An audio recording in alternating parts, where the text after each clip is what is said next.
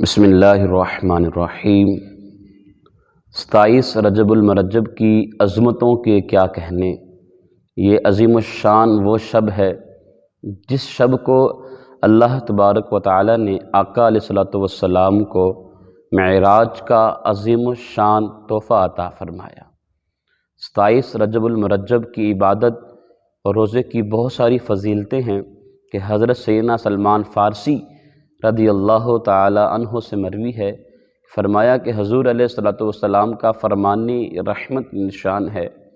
فرمایا جس نے 27 کی شب کو عبادت کی اور دن کو روزہ رکھا، گویا کہ اس نے 100 سال عبادت کی اور 100 سال روزے رکھے۔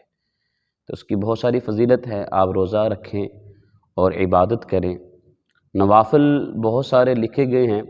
دعوت اسلامی کا رسالہ کفن کی واپسی، اس کے اندر 12 نوافل پڑھنے کا طریقہ کار لکھا ہے کہ اس طرح 12 نوافل پڑھنے چاہیے کہ سورۃ فاتحہ کے بعد کوئی سی بھی سورت پڑھ لیں اور 2 رکعتیں پڑھ کر جب التحیات پہ بیٹھ جائیں تو التحیات مکمل پڑھ کے کھڑے ہو جائیں اور 12 رکعت اسی طرح پڑھیں۔